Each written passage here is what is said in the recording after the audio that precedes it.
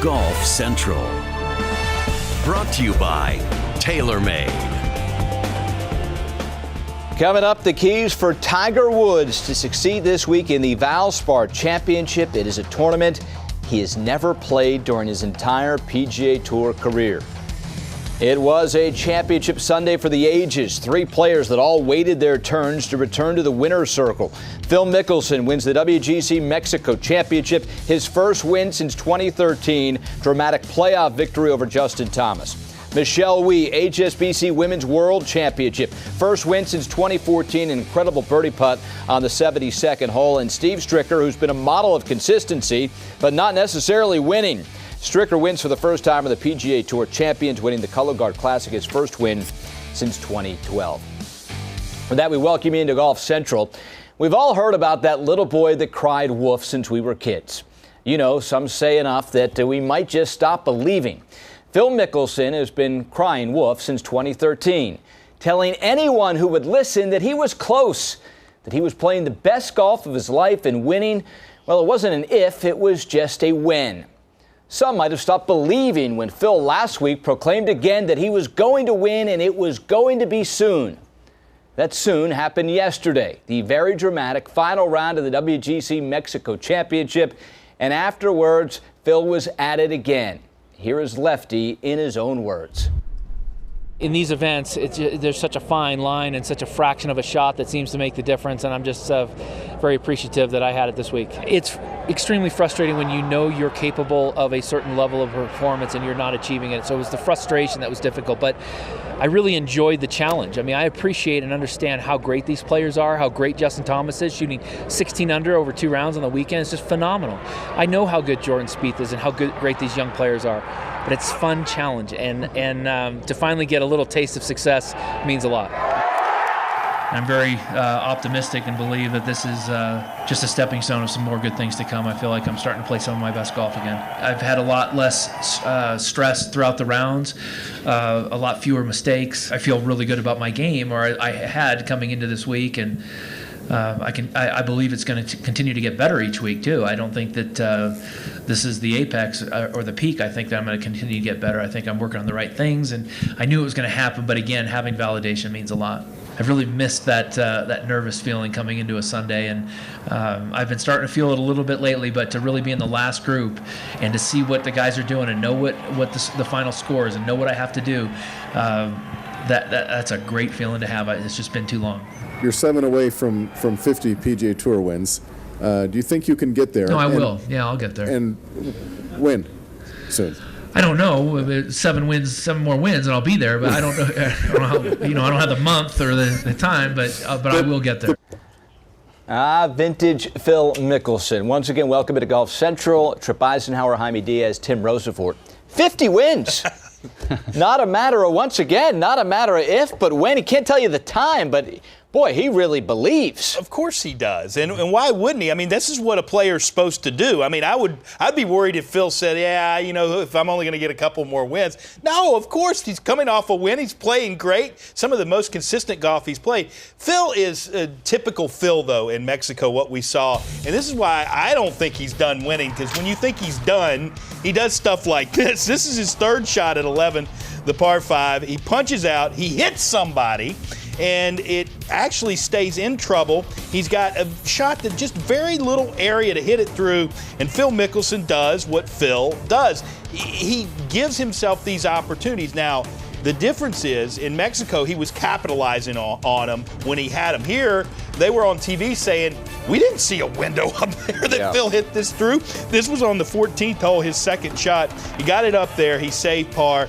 I mean, this is just the stuff that he does, why you can never really count Phil Mickelson out. Where is that window? It's up there, but, you know, and that's like the one he told Bones about. Yeah, I didn't want to tell you about that at the Players in 07, but Phil's putting was fantastic. It's been fantastic, and so have the results. So I don't think, I've always said Phil's going to get past Walter Hagen. I think he does. Now 50, 50's a little bit different. You know, sure, if Phil got there, would I be shocked? No. I would not be. But I definitely think Phil Mickelson's going to pass Walter Hagen. He's got 3 more to do that. He's going to do that. Well, let's just tackle the 50. If he kept the same pace from 2013 at the Open to Mexico, that 50th win would come at 77. So, hey, that would be a story, would it not? You brought the putting up, and obviously the putting, it's the best he's ever putted. He's second on the PGA Tour strokes gained putting. I mean, why this late in the 40s, 47, 4 straight? Forget the win, 4 straight in the top 6. So it's really been consistent. Why is he competing at such a high level? Well, I think a few things. One, I just think in general, Phil is built to last. He's a big guy with a tremendous amount of talent, and those are the kinds of guys who tend to last because their margin of error is greater. They have power. They don't have to swing that hard. They don't have to be that exact. He's got this great short game that makes up for a lot of mistakes. So I think also his attitude is wonderful. I mean, he's loving playing. And at that age, a lot of guys don't have that. They're a little tired. He seems to be rejuvenated. Also, I think he's really reassessed his strategy. He used to go, as he called it, aggressive. Now he plays conservative shots so he can be in position to hit an aggressive shot. He makes far fewer mistakes. You know, his bad golf used to be the worst of any great player. Now his bad golf's not that bad. We saw some bad golf from Phil on the back nine, but he's always able to be the great escape artist, is he not? The Cold War is over, Rosie. There was a day and age when you were in a playoff where it was stare down and we're not even going to speak. The first person to greet Phil Mickelson after he makes the putt at the 72nd hole, Justin Thomas. They're going into a playoff together. How about this relationship? Well, I heard a classic Phil Mickelson story that involves Justin Thomas yesterday. Turns out that last year's Open Championship, Mickelson goes up to Justin and says, look, I've been watching you play for a while now. You got a lot of talent. I think, though, I see some things that could make you a better player, which Justin said, well, could you tell me what they were? And Mickelson said, sorry, I can't tell you right now because I'm competing against you. Yeah. You know, that's kind of typical of Phil and typical of the needle that he's got and typical of what we saw yesterday. And Justin confirmed that it happened. Talking to him on text, and he said that I wish he told me what the answer was, which is obviously fitting after the way it played out yesterday. There is a respect that is noticeable, though, for the young players, sure, especially those Ryder Cup players, for Phil Mickelson. Yep. How real is it? It's totally real, and you know, part of the realness is the fact that they can give each other the needle as hard as they do, whether it's Mickelson and a young kid like Justin, or whether it's Mickelson and, quite honestly, Tiger Woods, because those guys. While obviously it was cold-blooded at one time and very cold between the two of them, you know, it could get cold if they ever meet for a golf tournament like the way JT and Phil did yesterday. But at the same time, there is a friendship there, and it is carved out and created by exactly what you said, Ryder Cup and President's Cup teams. That unity on the Ryder Cup has certainly changed things. We'll take a look at the Ryder Cup standings. And Tripp and Jaime, does this lock Mickelson on the team? I think so, because he's going to have a good major season. I mean, the way he's putting, the way he's playing, Jaime, I think you got to put Mickelson on that team. And this was a big goal of his. He said it. He wanted to play his way on. He didn't want to be a pick. He's played his way on. He's a big chemistry guy. You know, those guys, one thing that Phil does, he'll put himself in this self-facing position where he's not as good as they are, but he'll challenge anybody. And guys love that. And actually, I think that's kept him young and gotten him better, because he's raised his level to the young guys now. Playing with the young guys has done a lot for him. Yes, I totally agree. And they love playing with him because they learn a lot from him, too. Not only how he plays, but how he talks. Incredible dynamic that has gotten Mickelson back into the winner's circle. Now, Steve Stricker will be a vice captain for the U.S. Ryder Cup team. Yesterday, he ended a winning drought that was over 2,000 days as Stricker breaks through to win on the PGA Tour Champions, winning the Cologuard Classic by 2 strokes. Stricker, a winner once again. It's been a long time. No. Yeah, it's you know, I cry every time, but it means a lot. You know, it's hard to win. It's hard to win anywhere, and it was building on me. Man, that emotion is so real, so authentic, and makes you really like Steve Stricker, doesn't it? You take a look at why he won. Pretty easy. The numbers all pointed that he was the best player in the field. That first win since he won on Maui in 2012. The Throwback Sunday got started with a great comeback from Michelle Wie, HSBC Women's World Championship in Singapore. Wie, this birdie putt on the final 72nd hole from off the green. Good for her first LPGA Tour victory since the 2014 U.S. Women's Open. Weezy earning her 5th LPGA Tour win of her career. A lot of ups, a lot of downs, but all smiles after the win in Singapore.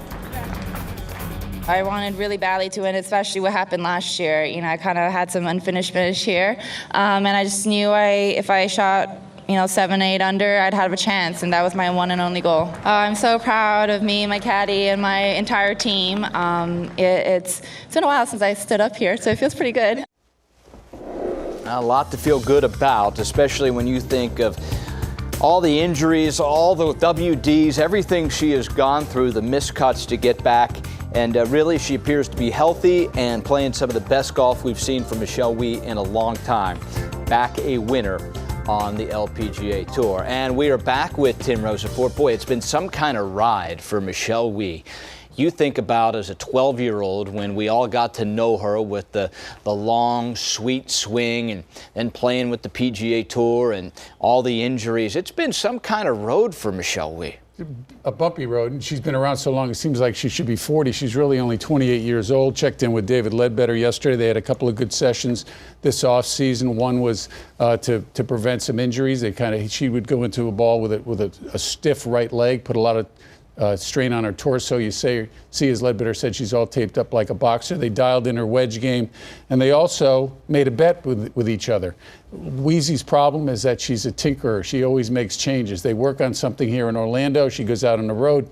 2 days later, she's doing something totally different. Ledbetter wouldn't say what the fee was, but he did what the bet was, but he did call it substantial. In other words, if we makes a change from what they worked on this winter, she's got to pay Ledbetter, vice versa.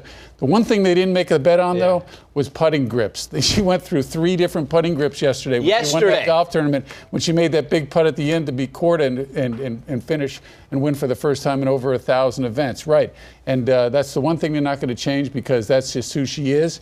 And right now, if you look at the LPGA stats, you'd be shocked. Guess who's leading in putting average? Michelle Wie after 3 events this year. That's incredible, Rosie. And what's incredible is Michelle Wie is now old by LPGA Tour standards. I mean, they just keep getting younger and younger. She's 28. We could see the video yesterday. She's all taped up once again, playing some great golf here early in 2018, a winner again. The real question is, can she hold up, Rosie? The real question is if she can hold up to what her and Ledbetter worked on, because that move actually allows her to hit that left to right power fade, keep her ball in play more often, and actually takes a lot of stress off her leg. That tape may be just for show.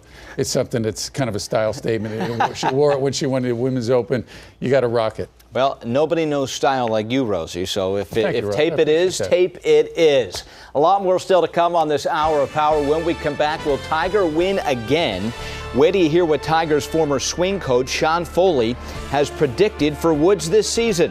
Plus, the USGA and R&A released a report that in 6 of the 7 major tours, players are hitting it further than ever before. Is this a problem that needs to be addressed? We'll examine straight ahead. Golf Central is brought to you by Geico. 15 minutes could save you 15% or more on car insurance. America's biopharmaceutical companies. Go boldly.